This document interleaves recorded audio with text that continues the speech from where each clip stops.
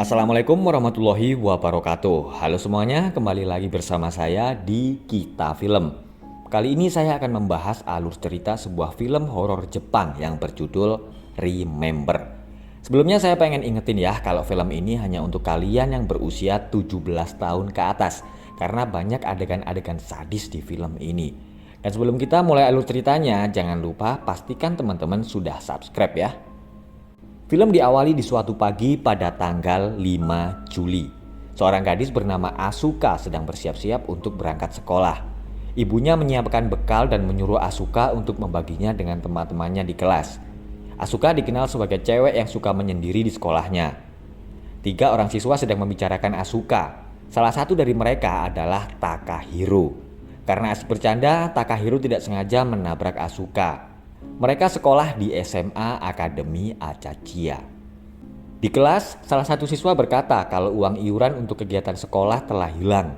Mereka lalu memeriksa seorang siswa yang bernama Sota. Dan ternyata uang iuran itu ada di mejanya. Sota bingung karena dia merasa tidak mengambil uang itu. Ketua kelas mereka yang bernama Rie lalu datang.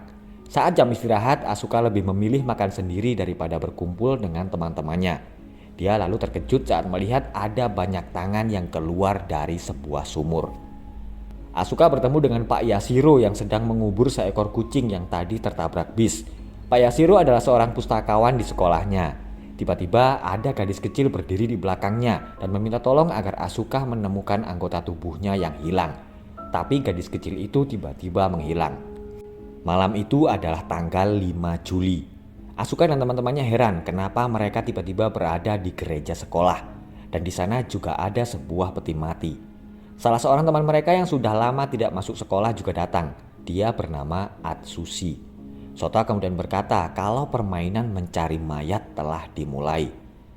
Takahiro dan yang lain panik karena mereka mendengar suara teriakan Atsushi. Mereka lalu terkejut saat melihat Atsushi sudah mati. Teman mereka yang bernama Rumiko juga terbunuh. Asuka dan teman-temannya kemudian berusaha keluar dari sekolah, tapi pintu gerbang ternyata dikunci. Sota dan Rie juga bernasib malang karena sosok misterius itu telah menghabisi mereka dengan sadis. Sosok misterius itu adalah seorang gadis yang membawa boneka atau disebut dengan gadis merah karena tubuhnya berlumuran darah.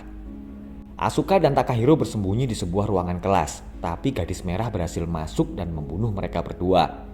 Tapi ternyata Asuka hanya bermimpi dan anehnya dia terbangun tetap di tanggal 5 Juli. Asuka heran saat ibunya menyiapkan sarapan karena kejadian itu sama persis dengan yang dialaminya kemarin. Sesampainya di sekolah, dia juga melihat kejadian yang sama dengan hari kemarin.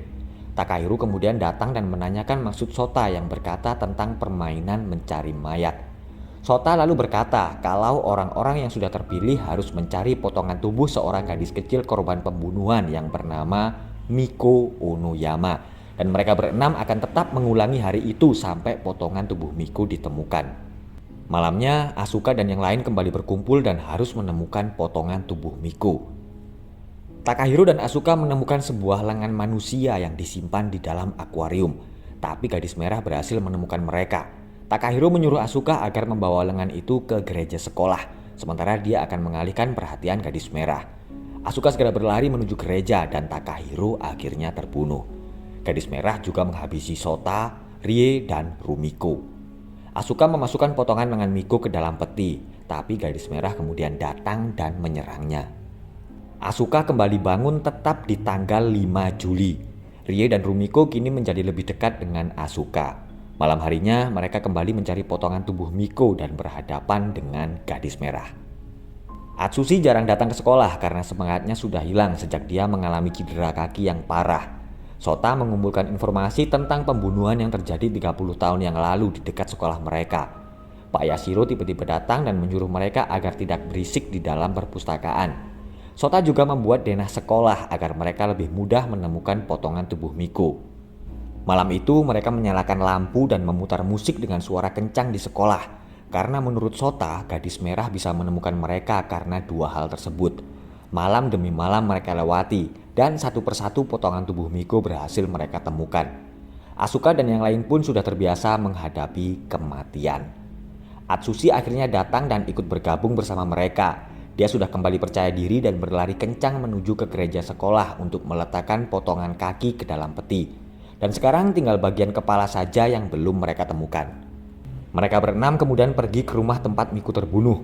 Mereka mencari petunjuk agar bisa menemukan kepalanya. Takahiro melihat sebuah dinding yang mencurigakan dan membongkarnya. Mereka lalu menemukan boneka yang biasa dibawa oleh Miko. Boneka itu bernama Emily. Tapi mereka panik dan keluar dari rumah karena boneka itu tiba-tiba menghilang. Malam harinya mereka berenam berkumpul di gereja sekolah. Tiba-tiba muncul sosok mengerikan yang menyerang mereka.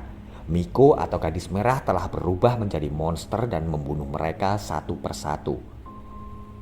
Keesokan harinya mereka bingung saat nama Rie tiba-tiba menghilang dan teman-teman sekelas mereka juga tidak ada yang mengenal Rie. Asuka berkata kalau monster itu semalam telah memakan Rie. Mereka lalu berpikir kalau mereka akan hilang jika mereka dimakan oleh monster. Asuka menuju ke tempat dia bertemu dengan Pak Yashiro. Dia lalu bertanya apakah Pak Yashiro tahu tentang permainan mencari mayat. Ternyata dulu Pak Yashiro juga pernah seperti mereka. Dia berkata jika permainan mencari mayat sudah selesai maka ingatan mereka akan hilang. Asuka berpikir kalau kepala Miko berada di dalam kepala boneka Emily. Karena saat di kolam dia melihat kepala boneka itu tenggelam lebih dahulu. Tapi masalahnya boneka Emily sekarang sudah berubah menjadi monster dan menjadi satu dengan Miko. Monster itu memilih mereka berenam karena mereka sama-sama memiliki masalah dengan kehidupan pribadi masing-masing. Takahiro dan yang lain sudah menyiapkan semua peralatan dan kembali menghadapi monster Emily. Tapi monster itu sangat kuat dan memakan Sota, Rumiko, dan Atsushi. Akhirnya Takahiro berhasil mengalahkan monster itu dan menemukan kepala Miko. Ternyata monster itu masih belum mati. Dia mengejar mereka berdua ke gereja sekolah. Dia lalu menyerang Takahiro dan memakannya. Asuka menjadi sangat marah karena telah kehilangan 5 sahabatnya. Dia lalu menghajar monster itu dengan penuh amarah. Monster itu pun akhirnya mati dan Asuka meletakkan bagian terakhir tubuh Miko ke dalam peti mati. Keesokan harinya, Asuka akhirnya bangun di tanggal 6 Juli dan polisi akhirnya menemukan mayat Miko. Mereka berenam kembali berkumpul, tapi mereka tidak ingat dengan apa yang sudah mereka alami selama ini.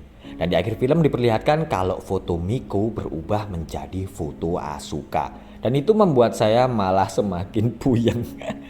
Kalau mau nebak-nebak sih guys, apa mungkin permainan mencari mayat akan restart atau dimulai lagi?